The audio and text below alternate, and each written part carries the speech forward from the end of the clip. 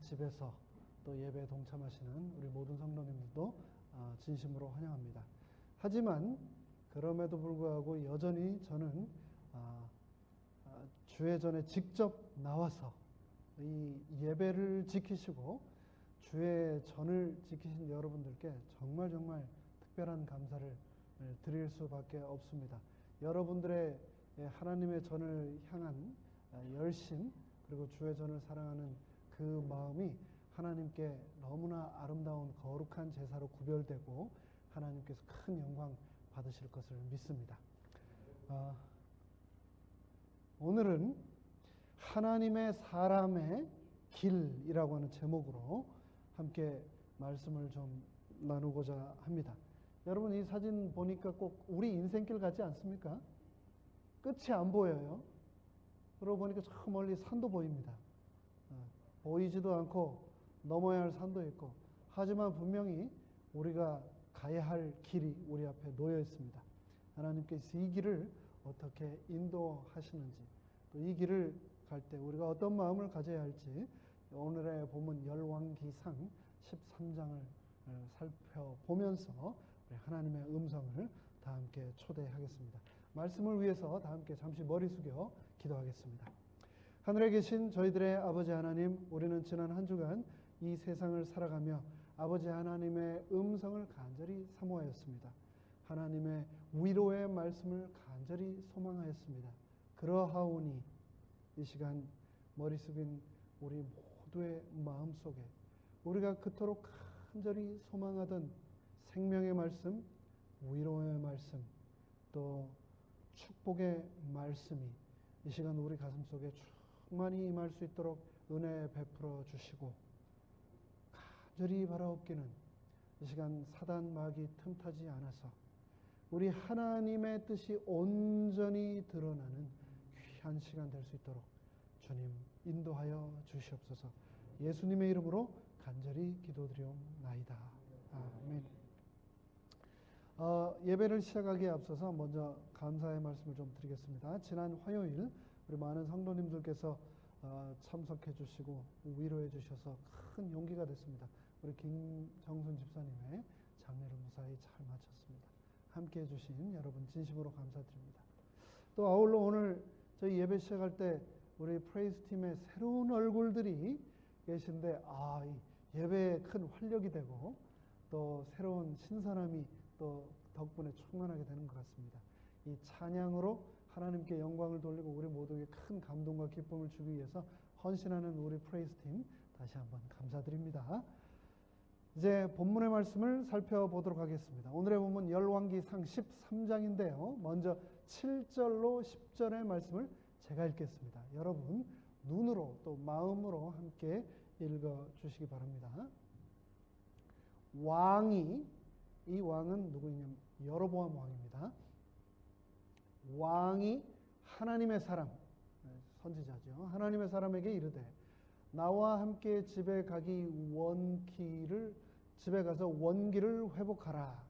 내가 너에게 보상을 주리라 하매 하나님의 사람이 왕에게 이르되 왕께서 왕의 집 절반을 내게 줄지라도 나는 왕과 함께 들어가지 아니하고 이곳에서 빵도 먹지 아니하며 물도 마시지 아니하리이다. 주께서 말씀으로 내게 이같이 명하여 이르시기를 빵도 먹지 말며 물도 마시지 말고 내가 왔던 같은 길로 되돌아가지도 말라 하셨나이다. 누가요? 하나님이 이 하나님의 사람 선지자에게 그렇게 말씀하셨다는 겁니다. 그렇게 말하고 이에 그가 하나님의 사람 선지자가 다른 길로 가고 자기가 베델로 올 때 택한 길로 되돌아가지 아니하니라. 이 열왕기사 13장을 이제 준비하면서 유혹이 좀 들었습니다. 이게 조금 난해하고 클리어하지 않은 겁니다. 배경이 충분하지가 않아요. 이 배경 설명이. 그래서 그냥 14장으로 넘어뜨릴까 하는 유혹이 있었지만 그럼에도 불구하고 이 본문을 통해서 분명히 하나님께서 저와 우리 모두에게 주시고자 하는 교훈이 있기 때문에 말씀에 의지해서 이 13장을 묵상하였고 오늘 이 시간 나누겠습니다. 우리는 인생을 걸으면서 수많은 선택의 기로에 서게 됩니다. 오늘 이 13장에 등장하는 하나님의 사람, 선지자와 같이 말입니다. 그런데 이 선택의 기로에 서게 될 때 우리는 주변 사람들의 조언을 원하든 원치 않든 듣게 됩니다. 길을 갈 때 듣는 거죠. 그 조언을 듣는 겁니다. 제가 이 세레토스 부임하기 전에 있던 교회에 저희 교회도 어르신들이 많은데 그게 진짜 어르신들이 많았습니다. 근데 제가 그 노인 선교회 고문을 했었거든요. 그래가지고 그분들을 참 많이 모시고 다녔어요. 그래서 제가 이제 운전을 하고 가면 뒤에 그냥 버스 하나 가득 앉아 계신 어르신들이 이제 왼쪽으로 가라는 분이 계시고 오른쪽으로 가라는 분이 계시고 앞으로 가라는 분이 계신데 제가 내비게이션을 켜고 가는데 막 뒤에서 난리가 난 겁니다. 서로 길이 맞다고 막 싸우고 난리가 나는 거예요. 어디로 가야 될까? 왼쪽으로 갈까? 오른쪽으로 갈까? 그냥 직진할까? 막 이 사람 저 사람 얘기를 보이지도 않는데 뒤에서 하는 걸 그걸 듣고 우왕좌왕하면 어떻게 될까요? 사고가 나죠. 우리 인생도 마찬가지입니다. 주변 사람들이 조언을 하고 그 다양한 조언에 따라서 우리가 상당히 많은 경우 길을 선택하게 됩니다. 잠언 말씀에도 조언자가 많으면 안전하다고 말씀을 하긴 하셨습니다. 그래서 우리가 겸손하게 사람들의 조언을 들을 필요가 분명히 있기는 합니다. 그럼에도 불구하고 우리는 우리의 길을 선택함에 있어서 결단코 선택에 있어서 사람을 근거로 삼아서는 안 된다. 그 얘기를 오늘 본문이 하고 계신 겁니다. 우리는 모든 길을 오직 믿음으로 하나님께서 인도하신 확신 가운데 걸어가야 하는데 그 어떤 훌륭한 사람도 그 어떤 대단한 사람도 대신 내 길을 가줄 수 없다. 오직 예수님만이 나의 목자시고 하나님의 말씀만이 내 발의 등이요 내 길의 빛이다. 그것을 기억하라는 말씀이 오늘 열왕기상 13장의 말씀입니다. 한번 이 본문의 말씀을 한 구절 한 구절 살펴보기 전에 우리가 잘 아는 이야기 하나 나눠드리도록 하겠습니다. 옛날에 아버지하고 아들이 당나귀를 파려고 장에 가고 있었습니다. 그런데 아버지하고 아들이 당나귀를 끌고 지나가니까 사람들이 막 손가락질합니다. 저 사람들 바보 아니야? 당나귀 타고 가지 왜 저걸 끌고 그냥 걸어가냐? 그렇게 얘기를 하니까 아버지가 듣고 보니 그거 참 그 맞는 말이네 하고 그 당나귀 등에다가 아들을 태웠습니다. 그래서 아들을 태우고 이제 당나귀를 끌고 가는데 좀 있다 보니까 노인들이 나무 아래서 장기를 두고 있었습니다. 이 어르신들이 뭐라고 그랬을까요? 거 녀석 참 버르장머리 없네. 요즘 애들 참 어른 공경할 줄 몰라. 아버지가 타야지 젊은 놈이 나 당나귀를 타고 가네. 아버지가 들어보니까 어때요? 그럴싸해요. 야, 너 내려. 그래서 이제 아버지가 타고 가는데 좀 지나가니까 이번에는 아줌마들이 냇가에서 뭘 하고 있어요? 빨래를 하고 있어요. 그 아줌마들이 뭐라고 그랬을까요? 아우, 저 아빠 봐라, 저 아버지 봐라. 어떻게 애를 걸으라고 하고 자기가 타고 가냐? 아버지가 들어보니까 그 말이 그럴싸합니까? 그래요. 그 말이 맞아요. 그래서 야, 너도 타라. 그래가지고 아버지하고 아들이 당나귀를 타고 갔는데 어디를 지나가냐면은 목장을 지나갔습니다. 목장을 지나가는데 그 목장에서 일하는 사람들이 뭐라고 하냐면 야, 저 조그만 당나귀를 둘이나 타고 가네. 이 동물 학대구만, 학대. 그 얘기를 듣고 어떻게 생각했을까요? 진짜 그런 것 같다. 우리가 당나귀를 좀 매서 가주자 해가지고 작대기에다가 당나귀를 매가지고 아버지하고 아들이 앞뒤로 메고 지나가다가 다리 위를 이제 지나가게 되었는데 산 동물을 억지로 어깨에 메고 가니 가만히 있겠습니까? 펄쩍펄쩍 뛰다가 그 당나귀가 어떻게 됐다? 다리 밑으로 떨어졌다. 우리가 너무나 다 잘 아는 이야기인데요. 어려서 들었던 이야기인데 이 말이요. 얼마나 우리 인생에 딱 맞아떨어지고 꼭 필요한 이야기인지 모릅니다. 이 아버지는 과연 누구의 조언을 들어야 했을까요? 결론은 뭐냐면은 우리는 이 아버지나 저나 여러분이나 우리는 그 누구도 우리 주위에 있는 모든 사람들의 조언, 그들의 바람을 만족시킬 수 없다. 없어요. 없어. 결국은 아버지가 스스로 소신껏 선택을 하는 것밖에 없는 겁니다.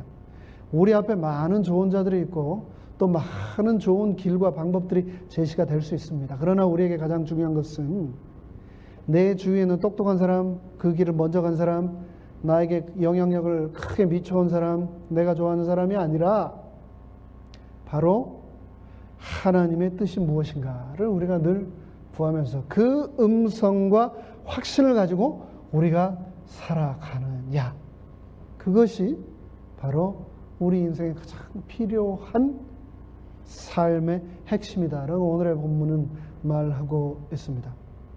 우리가 사람들에게 조언을 구하는 목적은 과연 어떤 길이 하나님께서 인도하시는 길인가를 분별하기 위해서 그냥 조금 팁을 주는 것이지, 사람들로 하여금, 내 주위에 있는 사람들로 하여금 나의 길을 규정하거나 제한하거나 대신 선택하여 주도록 권한과 책임을 넘겨지우는 것이 아니라는 것을 우리가 기억해야 한다는 겁니다. 그 누구도 나의 삶에 천국을 향한 믿음의 여정의 길을 대신 걸어가 줄 수 없으며 나의 선택에 대신해서 책임져 줄 수도 없다.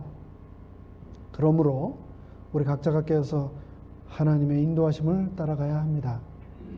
우리 각자가, 저와 여러분 한 명 한 명이 이 세상 여정 끝나고 그리스도의 심판대 앞에 서게 될 것입니다. 그리고 내가 선택하고 내가 걸었던 모든 길에 대하여 우리 하나님 앞에서 개인적으로 계산할 것입니다. 우리가 인생의 길을 결정할 때마다 가장 주의하여 살펴보아야 하는 것, 그것은 과연 내가 가고 있는 이 길이 예수님이 원하시는 길인가, 그분의 인도하심인가, 그것을 우리가 분간하는 것이라고 오늘의 본문은 말하고 있습니다. 자, 이제 본문을 한 구절씩 살펴보도록 하겠습니다. 13장, 열왕기상 13장에 등장하고 있는 한 하나님의 사람에 대하여 살펴보게 될 것입니다. 그는 하나님의 인도하심을 잘 따라가고 있었습니다. 근데 마지막 순간에 그렇게 하지 못했습니다. 이 사람은 그렇게 못한 사람이에요. 오늘 우리가 이 하나님의 사람의 이야기를 통해서 우리가 과연 어떻게 하나님의 인도하심을 따라가야 할 것인가. 1절로 3절을 제가 먼저 읽겠습니다. 보라, 하나님의 사람. 이 하나님의 사람이라고 하는 단어가 계속 반복됩니다. 선지자를 이렇게 표현하고 있어요. 보라, 하나님의 사람 하나가, 한 사람이 주의 말씀으로 말미암아 하나님의 말씀이 임한 겁니다. 한 선지자에게, 하나님의 사람에게. 이 사람이 어디 사람이었냐면 유다 사람이었습니다. 유다에 있는 한 하나님의 사람에게 하나님의 말씀이 임해가지고 유다에서 나와가지고 베델에 이르렀습니다. 베델이 누가 있는 곳입니까? 지금 여로보암이 있는 곳입니다. 지난 시간에 우리가 르호보암과 여로보암이 갈라져서 북방 이스라엘과 남방 유다로 갈라지게 된 이야기를 저희가 살폈죠. 그런데 이제 유다를 떠나가지고 베델로 올라가서 그곳에 있는 여로보암에게 하나님께서 하나님의 사람 한 명을 지명하셔서 말씀을 주셔서 여로보암에게 전하도록 보내신 겁니다. 그래서 유다에서 나와 베델에 이르렀는데 여로보암이 마침 그때 제단 옆에 서서 분향함으로, 여로보암이 누군데 지금 제단 앞에 서서 분향하고 있습니까? 이제 북방 이스라엘의 왕으로 세워질 그 나라를 다스릴 사람인데 제사는 누가 하는 겁니까? 제사장이 하는 건데 이제 하나님께서 또 백성들이 자기를 밀어서 지도자로 세워주니까 이제 보이는 것이 없었던 거죠. 이제 모든 걸 내가 다 장악하겠다 생각하고 이제 심지어 제단 앞에까지 서가지고 스스로 분향을 하고 있는 광경입니다. 바로 그때 2절, 그는 누구인가?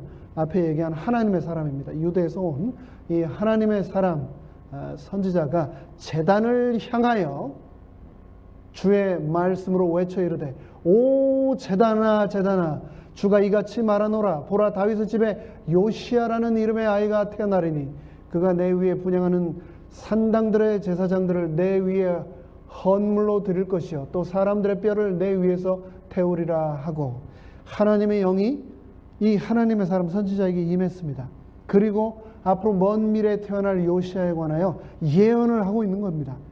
여로보암이 하나님 숭배를 등 돌리고 베델과 또 다른 곳에 금송아지를 세워놓고 우상 숭배를 하도록 이스라엘 백성들을 끌어가고 있을 때 이 하나님의 사람이 하나님으로 받은 영을 통하여 미래를 지금 예언하고 있는 겁니다. 먼 훗날 다윗의 집에 남방 유다의 요시야라고 하는 왕이 태어났는데 그 요시야라고 하는 왕이 우상 숭배를 패하고 우상 숭배 제단과 그 제사장들을 전부 다 멸하는 역사를 지금 예언하고 있는 겁니다. 그 내 위에 분향하는 산당들의 제사장들을 내 위에 헌물로 들 것이요 또 사람들의 뼈를 내 위에서 태우리라 하고 3절 바로 그날에 그가 표적을 주며 이르되 그 얘기를 한 그 예언을 받아 여로보암 앞에서 말을 한 바로 그 날에 하나님께서 이 하나님의 사람 선지자에게 표적을 주셨습니다. 그 표적이 무엇인가? 이르되 이것은 주께서 말씀하신 표적이라 보라 제단이 갈라지며 여로보암이 분향한 그 단이 그들이 보는 눈앞에서 갈라지고 단 위에 뭐가 있었을까요? 단 위에는 끊임없이 짐승을 죽여서 불을 태워 제사를 드렸기 때문에 동물들이 죽고 불태워지고 남은 사체의 그 탄 재들이 엄청나게 쌓이기 때문에 제사장들은 그걸 정기적으로 청소를 해야 됐습니다. 그런데 그 제단이 쩍 갈라지고 그 위에 있는 재가 쌓여있던 재가 쏟아지리라. 하나님의 사람이 그 예언을 그 표적을 하나님으로부터 받아가지고 여로보암 앞에 선포를 한 겁니다. 4절 보겠습니다. 하나님의 사람이 베델에 있는 제단을 향하여 외쳐 말하는 것을 그것을 말하는 것을 바로 옆에 있는 여로보암 왕이 들었습니다. 그리고 여로보암은 어떻게 생각했을까요?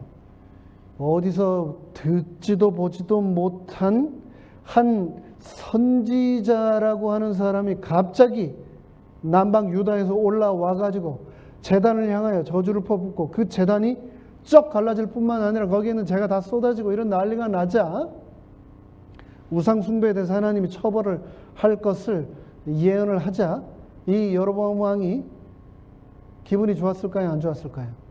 자기에 대한 도전으로 받아들였을 겁니다. 그래서 여로보암 왕이 들을 때에 여로보암 왕 그가 제단에서 손을 내밀며 이르기를 그 자리에서 즉시 손을 내밀며 뭐라고요?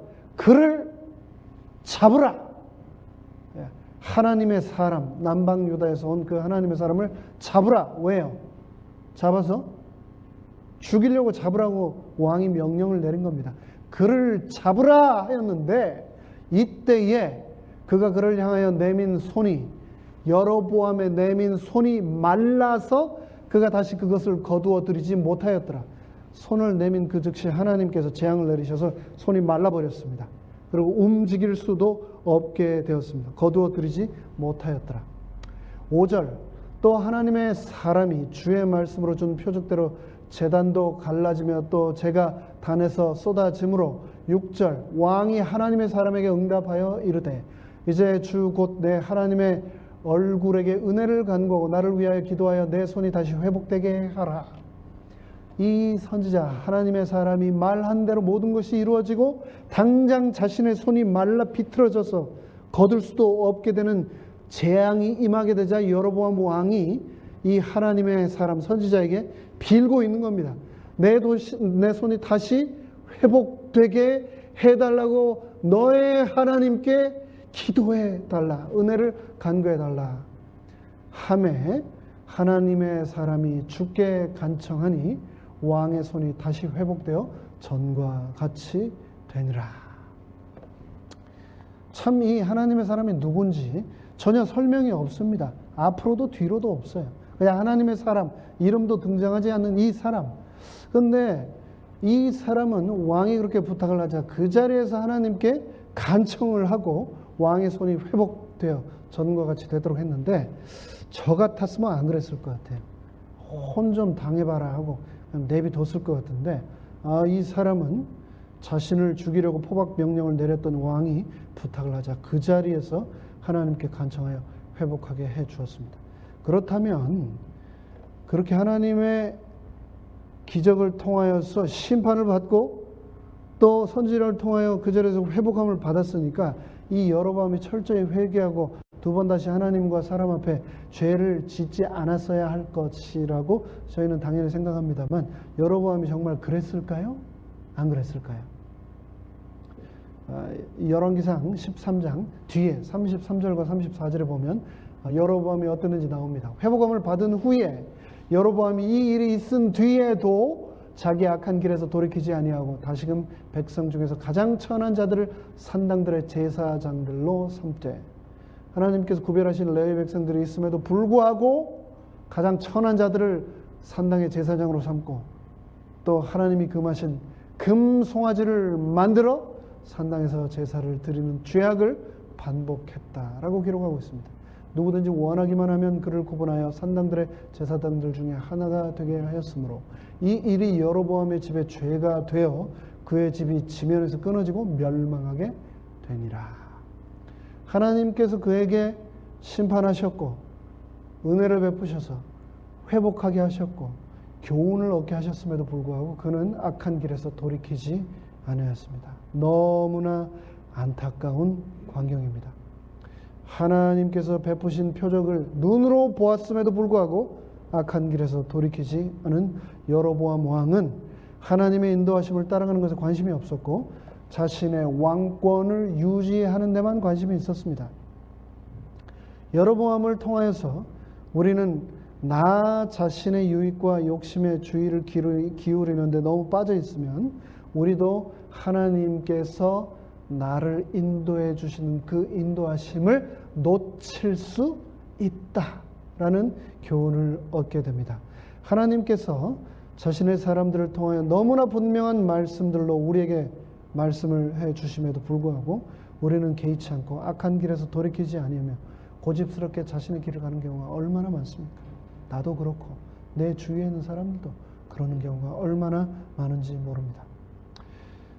그 끝은 여로보암이 바라던 유익이 아니었고 결국 여로보암의 온 집안이 지면에서 끊어지고 멸망하게 되었습니다. 오늘 우리가 가야 할 가장 복되고 유익한 길이 있다면 그것은 하나님의 인도하시는 길. 우리가 지금 이 순간까지 어떠한 길을 걸었든지 지금 이 순간 우리의 마음이 새롭게 되어 주님의 인도하시는 그 길만을 따라갈 수 있도록 우리를 인도해 달라고 간절히 기도해야 하겠습니다. 계속해서 7절로 10절을 살펴보겠습니다. 왕이 하나님의 사람에게 이르되, 이제 하나님의 사람이 여로보암 왕의 마른 손을 회복시켜 준 직후입니다. 직후에 왕이 하나님의 사람에게 이르되 나와 함께 집에 가서 원기를 회복하라. 유다에서 지금 베델까지 왔으니 그 먼 길을 왔으니 이제 원기를 회복하고 집에서 좀 쉬고 내가 너에게 보상을 줄 테니 함께 가자라고 왕이 얘기를 하는데 8절에 하나님의 사람이 왕에게 이르되 왕께서 왕의 집 절반을 내게 줄지라도 나는 왕과 함께 들어가지 아니하고 이곳에서 빵도 먹지 아니하고 물도 마시지 아니하리이다. 왜요? 9절 주께서 말씀으로 내게 이같이 명하여 하나님께서 나에게 그러지 말라고 명령하셨던 겁니다. 이르시기를 빵도 먹지 말며 물도 마시지 말고 내가 왔던 같은 길로 되돌아가지도 말라 하셨나이다 하고 하나님께서 유대에서 온 이 하나님의 사람 선지자에게 베델에 있는 여로보암에게 가서 경고의 메시지를 전하되 너는 그 메시지를 전하고 왕과 함께 혹은 주위에 가는 길과 오는 길에 그 어떤 사람과 빵도 먹지 말고 물도 마시지 말고 가던 길로 다시 그 길을 되돌아오지도 말고 다른 길로 돌아서 즉시 오라라고 명령을 하신 겁니다. 10절 이에 하나님의 사람 그가 다른 길로 가고 자기가 베델로 올 때 택한 길로 되돌아가지 아니하니라. 하나님께서는 이 기별을 받은 하나님의 사람 선지자가 주위에 있는 사람들의 말에 의해 그의 길이 딴 곳으로 벗어나는 것을 원치 않았기 때문에 그 누구와 함께 먹지도 말고 마시지도 말고 한 번 갔던 길로 되돌아감으로 여로보암 왕과 만나서 일어났던 이야기들을 듣고, 그래서 이 사람이 영향을 작은 것 하나라도 받지 않도록 하기 위해서 갔던 길로도 되돌아가지 말고 새로운 길로 유다 땅으로 돌아가도록 명령하셨던 겁니다. 이제 하나님의 사람은 자신의 임무를 마쳤습니다. 여로보암 왕의 호의를 하나님의 명령에 순종하여 거절하고 물도 마시지 않고 빵도 먹지 않고 갔던 길로 되돌아가지도 않고 새 길로 돌아갔습니다. 하나님의 사람은 단호하게 왕의 집 절반을 준다 할지라도 나는 하나님의 말씀에만 순종하겠다라고 그 왕 앞에서 선언을 하고 하나님의 말씀대로 순종하여 되돌아갔습니다. 그런데 이게 이 모든 이야기, 열왕기상 13장의 스토리의 마지막이라면, 끝이라면 얼마나 좋을까요? 바로 이때 특별한 사건이 일어납니다. 11절. 이제 베델에 한 늙은 대환자가 거하더라. 그래서 이 하나님의 사람이 왕을 만나고 나서 이제 돌아가는 길인데 베델 땅에 한 늙은 대언자, 제3의 인물이 등장합니다. 늙은 대언자가 거하더라. 그의 아들들이 와서 그날에 하나님의 사람이 베델에서 행한 모든 일을 그에게 고하고 또 그가 왕에게 전한 말씀들도 자기들의 아버지에게 고하였으므로 벌써 이 유대 땅에서 온 하나님의 사람이 베델에 가서 여로보암 왕을 만나고 여로보암 왕이 하나님의 말씀에 순종하지 않고 그 선지자를 잡으려고 할 때 손이 말라버렸고 그 마른 손을 하나님의 사람이 회복시켜 주었고 그리고 나서 이 하나님의 사람이 다시 고향으로 돌아가더이다. 이게 벌써 소문이 일파만파 다 퍼지고 그 광경을 보고 들은 내용을 이 아들들이 베델에 있는 한 늙은 대언자에게 다 전한 겁니다. 아버지, 내가 베델에 이러이러한 것들을 보고 듣고 왔습니다. 그러자 12절, 그들의 아버지가, 늙은 대언자가 아들들에게 이르되 그가 어느 길로 갔느냐 하였으니 이는 그의 아들들이 유다에서 온 하나님의 사람이 어느 길로 갔는지 보았기 때문이더라. 아버지가, 늙은 대언자가 아들들에게 물었습니다. 야, 그 선지자 어디로 가든? 근데 이 아들들이 마침 봤어요. 어디로 가는지. 그러자 13절, 그가, 늙은 대언자가 자기 아들들에게 이르되 나를 위해 나귀의 안장을 얹으라 하니 이에 아들들이 아버지 늙은 대언자를 위해 나귀의 안장을 얹음에 그가 그 위에 타고는 14절, 하나님의 사람의 뒤를 따라가서 그가 하나님의 사람이 상수리나무 아래 앉아 있는 것을 보고 하나님의 사람에게 이르되 그대가 유다에서 온 하나님의 사람이냐 하니 하나님의 사람이 이르되 그러하다. 이제 드디어 이 베델 땅의 한 늙은 대언자와 유다의 땅에서 온 하나님의 사람이 만났습니다. 상수리나무 아래에서.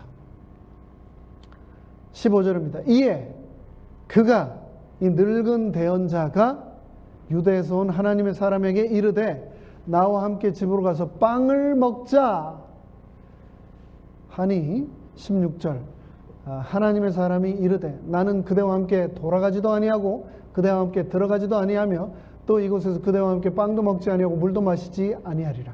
왕에게 했던 얘기를 그대로 반복하고 있습니다. 17절, 주께서 말씀으로 내게 이르시기를 너는 거기서 빵도 먹지 말며 물도 마시지 말고 내가 올 때 택한 길로 가려고 되돌아서지도 말라 하셨느니라 하매, 여기까지 보면 너무나 완벽하지요. 하나님의 말씀대로 철저히 순종하는 하나님의 사람, 유대 땅에서 온 하나님의 사람의 모습입니다. 그런데 18절을 보십시오.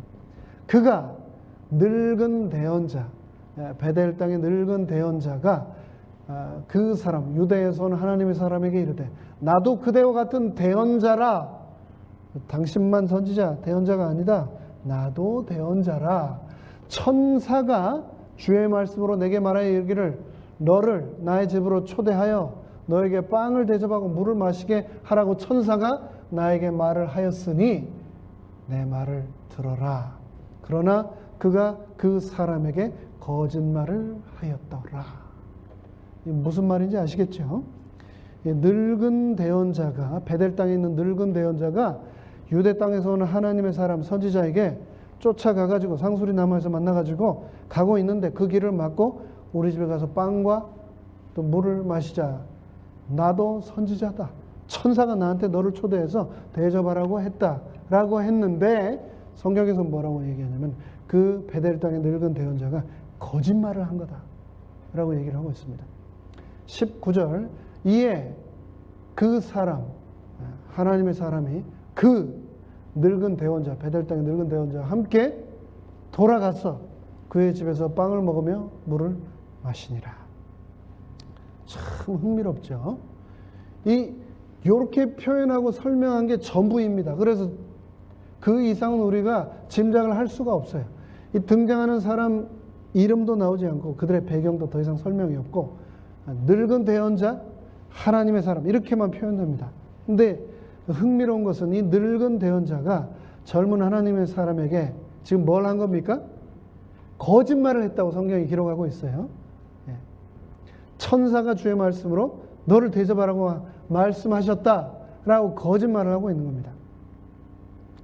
그래서 그 말만 믿고 이 젊은 하나님의 사람은 정말 그런 줄 알고 아무 의심도 하지 않고 다시 베델로 돌아가서 빵을 먹고 물을 마시게 되었습니다.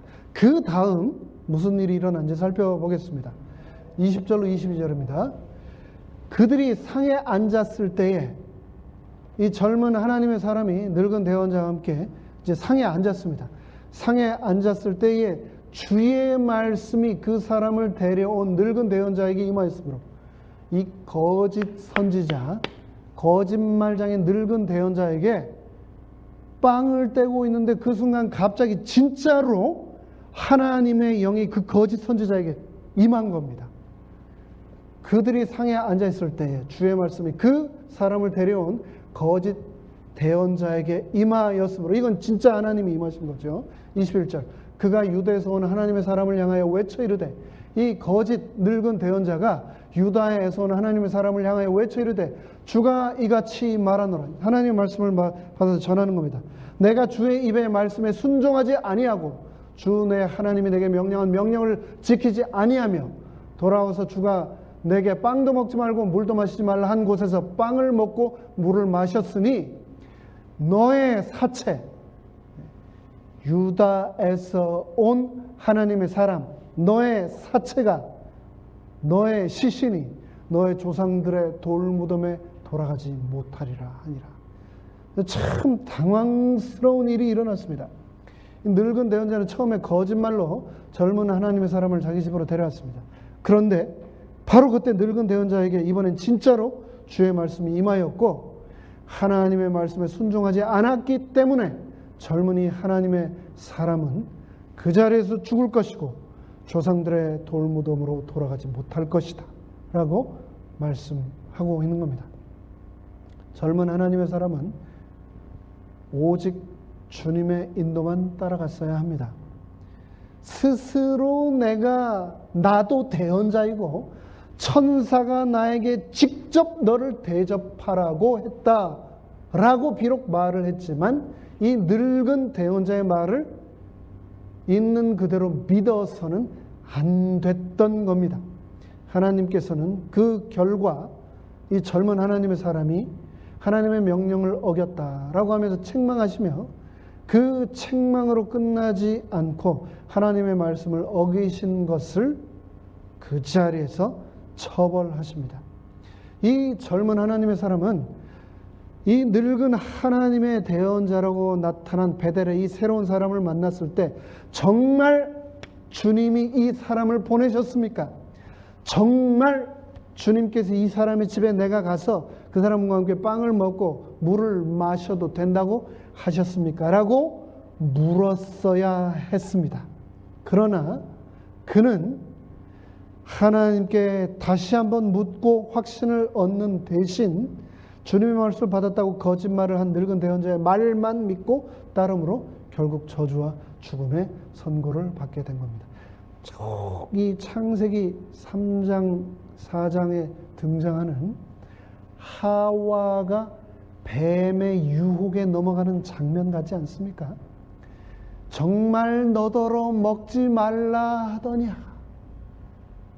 이 과실을 먹으면 너의 눈이 밝아져서 하나님처럼 지혜로워질 것이다 라고 하는 그 거짓말을 하와가 넘어갔던 것처럼 이 젊은 하나님의 사람이 직접 하나님께 다시 묻지도 않고 그냥 따름으로 저주와 죽음을 선고받게 된 겁니다. 23절.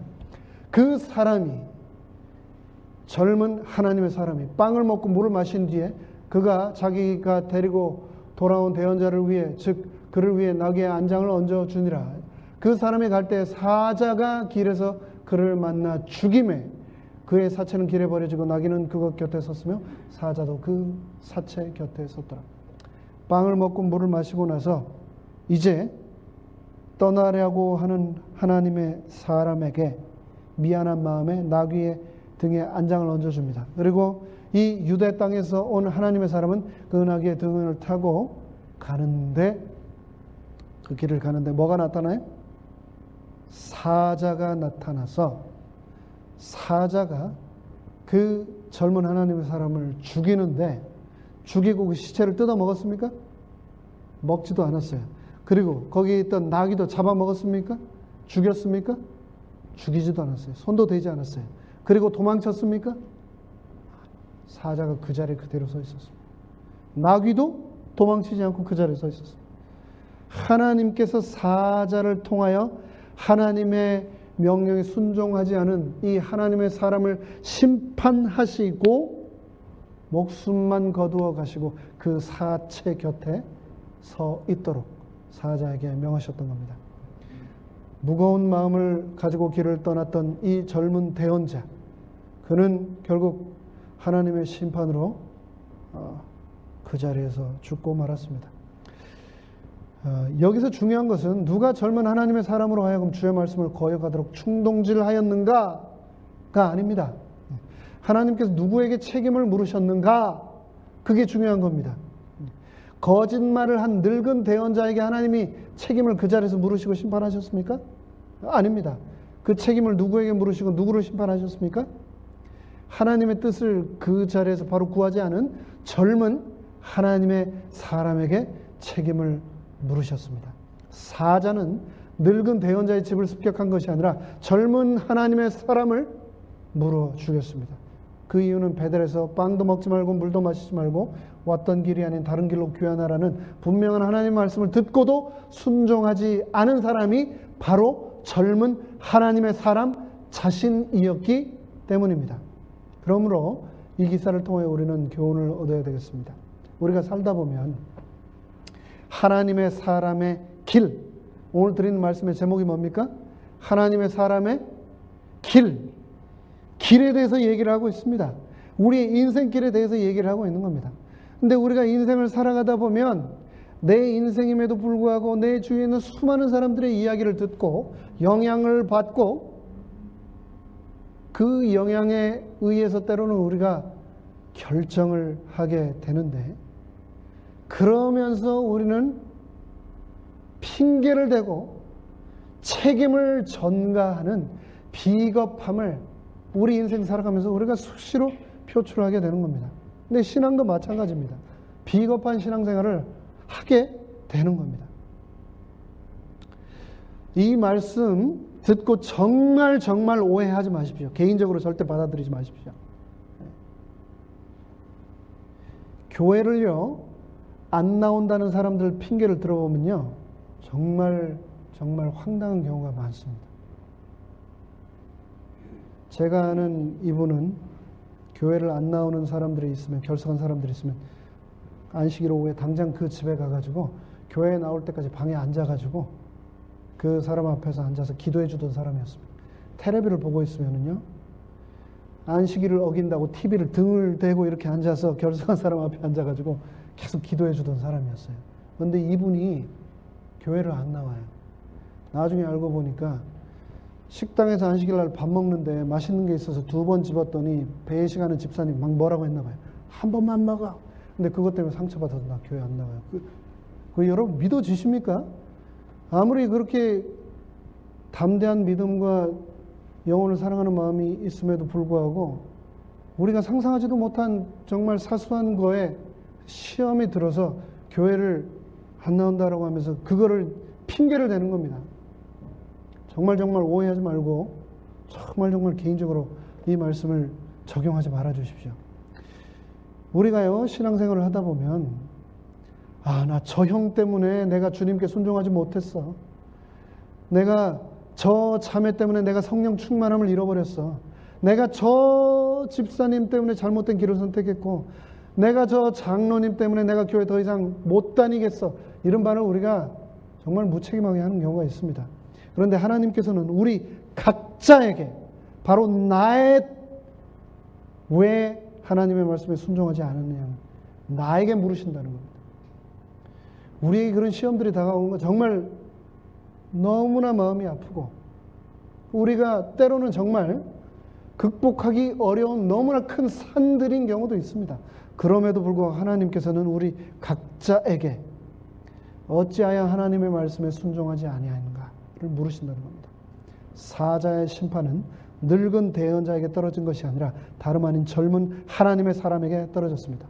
오늘 내가 누구 때문에 평강이 깨지고 누구 때문에 실족하고 누구 때문에 믿음에서 물러나게 된다면 그것은 다름 아닌 누구 책임이다? 내 책임이다 라고 얘기하고 계신 겁니다. 정신을 차리고 깨어서 하나님의 사람의 길을 가라, 그 얘기를 하고 계신 겁니다. 그러면서 혹 실족해 있는 사람이 있으면 손 내밀어 잡아 일으켜주고 그 길을 가야지, 누구 때문에 상처받았어요, 누구 때문에 나는 성령을 잃었어요, 하나님의 앞에 서게 되는 사람은 바로 나라고 오늘 본문은 분명히 말하고 있는 겁니다. 여기서 우리는 또 이해 못하는 이상한 부분을 또 보게 됩니다. 29절, 그 대언자, 늙은 대언자입니다. 이 늙은 대언자 때문에 젊은 하나님의 사람이 죽었죠 지금. 근데 이 늙은 대언자가 하나님의 사람의 시체를 들어 나귀에 싣고 그 사체를 가지고 돌아오니라. 그 늙은 대언자가 도시로 돌아가 애곡하며 그를 묻고 그의 사체를 자기 무덤에 두니 그들이 그를 위해 애곡하며 이르되 슬프다 내 형제여. 31절, 그가 그 사람을 묻은 뒤에 자기 아들들에게 말하여 이르되 내가 죽거든 하나님의 사람을 묻은 돌무덤에 나를 묻되 내 뼈를 그 뼈 옆에 두라. 참 이해하기 어렵습니다. 이거를 또 억지로 해석하려고 하지 않습니다. 이게 주어진 컨텍스트, 배경의 전부이기 때문입니다. 이 늙은 대언자가 거짓말을 해가지고 젊은 하나님의 사람이 죽었는데, 죽고 나서 그 시신을 수습해다가 장례를 치른 사람이 또 늙은 대언자입니다. 그리고 눈물로 장례를 치르고 내가 죽으면 이 사람 옆에 함께 묻어달라라고 얘기를 하고 있습니다. 진심인 것 같습니까? 거짓말인 것 같습니까? 알 길이 없어요. 알 길은 없는데 가족의 묘를 내어주고 그곳에 그 사람과 함께 나까지 묻어달라고 부탁을 하는 거 보면 거짓말은 아닌 것 같아요. 그래서 이 늙은 대언자가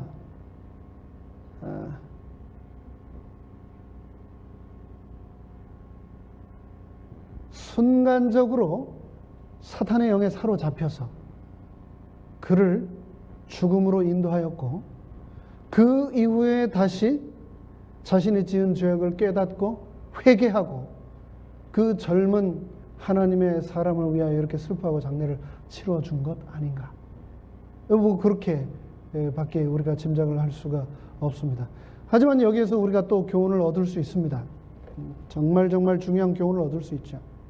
내가 하나님 뜻대로 사는 것 같은데, 하나님의 음성만 듣고 내가 하는 일이 모든 것 다 맞는 것 같은데, 이 늙은 대언자처럼 나도 얼마든지 누구에 의해 이용당할 수 있다? 사탄의 도구가 될 수 있다 라고 하는 교훈을 또 이 본문은 우리에게 주고 있습니다. 주님의 인도하심인지 사탄의 음성인지, 우리는 하나님의 사람의 길을 갈 때 이것이 하나님의 음성인지 아닌지를 구별하기 위해서 정말 하나님께 전심으로 기도해야 되겠습니다. 이제 오늘 말씀을 마무리하겠습니다. 오늘 우리는 열왕기상 13장을 통하여 크게 세 사람의 등장인물을 살펴보았습니다. 첫 번째, 여로보암 왕. 그는 하나님의 제단이 무너지고 자신이 세운 제단 위에 금송아지를 섬기자 남방 유다 땅에서 하나님의 사람이 와서 그것에 대해 심판의 메시지를 전해주자 자신의 힘으로 막으려다가 자신의 손이 마르게 되었고, 또 은혜로 회복되는 분명한 하나님의 역사를 경험하였음에도 불구하고, 분명한 하나님의 말씀을 들었음에도 불구하고 여로보암은 자신의 길을 고집하였습니다. 왜냐하면 육신의 욕심에 사로잡혔기 때문입니다. 결국 자신의 왕권을 유지하는 것만 생각하였고 우상 숭배 길을 끝까지 그는 갔습니다. 그리고 그의 집은 결국 완전히 멸망하고 말았습니다. 첫 번째 인물 여로보암이었습니다. 두 번째, 남방 유다 땅에서 하나님의 명을 받은 하나님의 사람, 젊은 선지자 우리가 살펴보았습니다. 베델에서 빵도 먹지 말고 물도 마시지 말라는 하나님의 분명한 말씀을 받았지만 늙은 대언자, 갑자기 등장한 사단의 영에 사로잡힘을 받은 늙은 대언자의 그럴싸한 거짓말에 속고 말았고, 처음 여로보암 왕의 제안을 잘 거절했지만 영적으로 보이는 제안에, 이 늙은 대언자의 제안에 그냥 속고 말았고 결국 그 죄에 대한 심판을 받게 되었습니다. 세 번째, 베델 땅에 있던 늙은 대언자를 우리가 살펴보았습니다. 그의 마음은 진정으로 젊은 하나님의 사람을 위하는 것처럼 보였습니다. 그럼에도 불구하고 그는 사탄에게 이용당하고 결국 하나님의 사람을 망쳐놓고 그를 심판으로, 그를 죽음으로 끌고 가고 말았습니다. 나도 언제든지 이 늙은 대언자처럼 사탄의 도구로 사용될 수 있다는 것을 기억하고 늘 깨어 근신해야 하겠습니다. 우리는 때로 여로보암 왕처럼 우리 자신의 길을 돌이켜 주님의 인도하심을 따라가야 하는 순간을 맞이합니다. 또 때로는 젊은 하나님의 사람처럼 세상의 유혹을 거절하고 또 영적으로 보이는 것 같은 임수도 거절해야 하는 분별의 순간을 맞이합니다. 그리고 또 늙은 대언자처럼 자신의 판단대로 선한 일을 행하고 그렇게 하고자 하는 욕심을 부릴 때가 있습니다. 그럴지라도 영적으로 깨어서 오직 하나님의 인도하심만을 따라가는 우리 모두가 되기를 간절히 바랍니다. 이제 말씀을 마치겠습니다. 오늘 드린 말씀의 제목이 뭡니까? 하나님의 사람의 길. 질문을 드리면서 말씀 마치겠습니다. 여러분은 지금 누구의 말에 귀를 기울이고 계십니까? 하나님께서 우리를 붙드시고 긍휼히 여겨주시기를 간절히 바라며 말씀을 마치겠습니다. 이제 말씀을 마치며 다 함께 기도하는 시간을 갖도록 하겠습니다. 저희 교회에서 새롭게 기도의 모임을, 기도의 부흥을 일으키기 위해서 우리 선교회장님, 또 여성 선교회장님, 그리고 수석장로님 많은 분들이 정말 위하시고 또 이 일을 위해 기도하고 계십니다.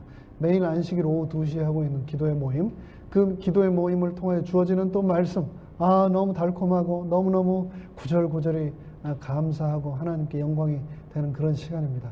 저희 교회에 기도의 모임, 기도의 불길이 더 뜨겁게 달아오르기를 간절히 바랍니다. 그런데 한 가지 특별하게 바라는 게 있습니다. 저희가 각자 집에 있을 때는 개인 기도를 얼마든지 할 수 있습니다.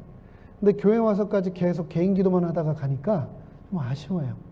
저희가 함께 모였을 때는 서로를 위해 좀 기도를 할 수 있어야 됩니다. 서로의 기도 제목, 서로의 도전을 듣고 서로를 위해 기도를 하는 거죠. 사실은 금요일 저녁도 그래서 2분 혹은 3분씩 짝을 지어서 기도하기를 요청을 하는데 그게 좀 쑥스러운가 봐요. 저희 그거에 좀 아직은 좀 부담이 되는 것 같습니다. 하지만 우리가 갖게 되는 매월 초에 한 번씩 갖게 되는 아침 기도회와 매 안식일 오후 2시에 하는 그 기도회 시간에는 우리의 공통의 주제, 기도 제목, 또 서로 개인적인 기도 제목을 함께 나누면서 서로를 위해 기도해주는 그런 모임이 있게 되기를 바랍니다. 우리가 하고 있는 이 기도의 모임들을 위하여 기도해 주시면 감사하겠습니다. 그리고 아울러 개인적인 기도의 제목을 가지고 각자 계신 곳에서 약 4분 정도 기도하시고 제가 마치는 기도로 모든 예배를 마무리하겠습니다. 계신 자리에서 기도하시겠습니다.